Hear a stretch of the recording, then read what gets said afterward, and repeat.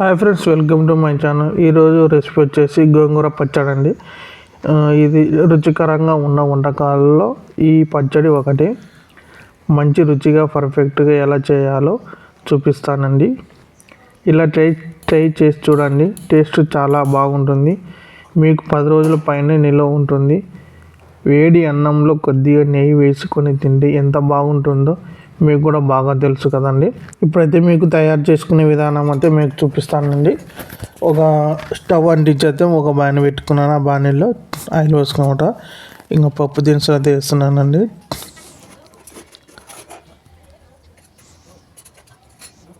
అయితే వేగుతున్నాయి.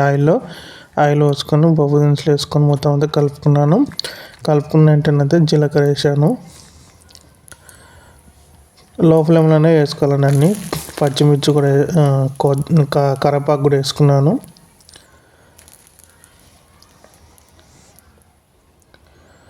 కరివేపాకు వేసుకొని వేయించుకుంటున్నాను అనమాట. నెక్స్ట్ అదే 4 ఎల్లిపాయలు అయితే వేసుకున్నాను. పొట్టు తీసుకొని అలాగే పచ్చిమిర్చి కూడా వేసుకుంటున్నాను. తొడమలు తీసి 4 మధ్యలోకి చీల్చుకొని పచ్చిమిర్చి అయితే వేసుకున్నానండి. పొడవుగా వేసుకొని మొత్తం అయితే కలుపుకుంటున్నానండి. ఎక్కువైతే వేయించనీయకూడదు. అదేవిధంగా 4 కట్టలు అయితే నాకు పట్టాయండి. 4 కట్టలు అయితే తీసుకొని మంచిగా తీసుకొని 4-5 సార్లు అయితే కడిగానండి. మట్టి అది ఆ విధంగా లేకుండా 4-5 సార్లు అయితే నేనైతే బాణీలో మొత్తం దగ్గరికి అయ్యేంత వరకు అయితే ఇంకా కలుపుతూ ఉండు మొత్తం అయితే వేసుకుంటూ పోవాలి.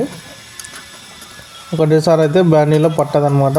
అందుకని నేనైతే ఆ విధంగా వేసుకొని స్పీడ్గా అయితే కలుపుకుంటున్నాను అండి. ఆల్రెడీ స్మాష్ అయిపోతుందండి దాంట్లోనే, బాండీలోనే. అదేవిధంగా మనం కలుపుకుంటూ ఉండాలి, లేదంటే కింద అట్టడికిపోతుంది. చూడండి, ఆ విధంగా కలుపుకోవాలి బాగా. సూపర్ టేస్ట్ ఉంటుందండి అన్నంలోకి అయితే. నెక్స్ట్ అయితే మొత్తం కలుపుకొని ఒక పసుపు వేసుకున్నానండి. కొంచెం పసుపు వేసుకున్నాను. రుచి తగినంత సాల్ట్ వేసుకున్నాను. మొత్తం అయితే కలిపేసుకుంటున్నాను చూడండి.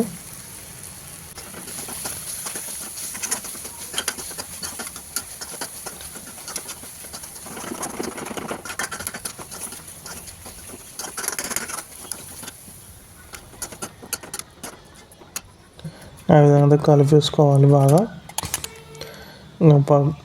నెక్స్ట్ అయితే నేనైతే ఒక జార్లోకి తీసుకుంటున్నాను. మిక్స్ పట్టుకుంటున్నా. మా ఇంట్లో రోల్ అయితే లేదు. రోట్లో అయినా దంచుకోవచ్చు, మిక్సీలోనే వేసుకోవచ్చు అండి. ఆ మొత్తం అయితే జార్లో అయితే వేసుకుంటున్నానండి.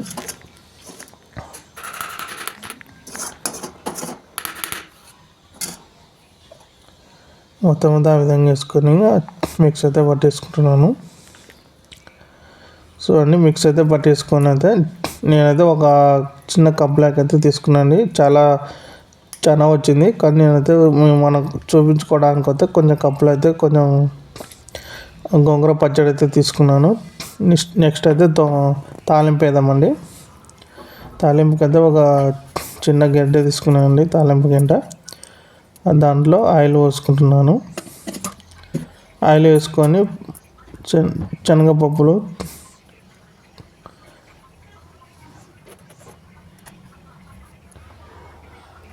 మొత్తం అయితే వేస్తానండి. జీలకర్ర, ఆవాలు, కరివేపాకు మొత్తం అయితే కలుపుకుందామండి. కరివేపాకు వేసినంటే చిటపట అవుతుందండి, కొంచెం జాగ్రత్తనండి. 4 అయితే ఎండుమిర్చి అయితే వేసాను.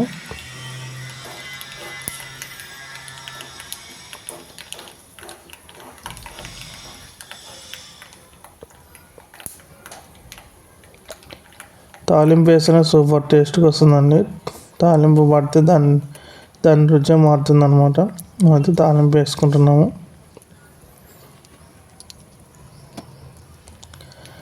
కొంచెం చల్లార్చినాకైతే వేసుకుందామండి.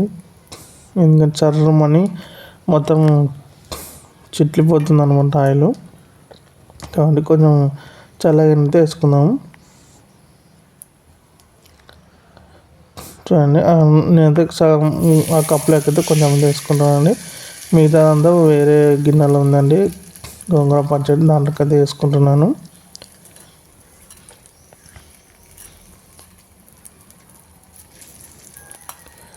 మీరు కూడా మీ ఇంట్లో ఈ విధంగా తయారు చేసుకొని తింటారని అనుకుంటున్నాను. మీరు కూడా తయారు చేయండి, సూపర్ టేస్ట్ ఉంటుందండి.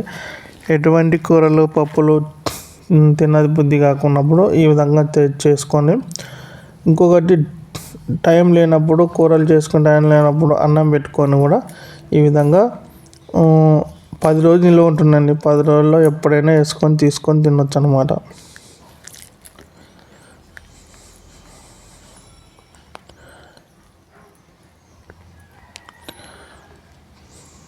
ఇంతే అండి. మా వీడియో మీకు నచ్చినట్లయితే లైక్ చేయండి, షేర్ చేయండి, సబ్స్క్రైబ్ ఫ్రెండ్స్. మరిన్ని వీడియోలు మీ ముందుకు చూపిస్తాను, వస్తూనే ఉంటాయి, మీరు చూస్తూనే ఉండండి. Bye friends.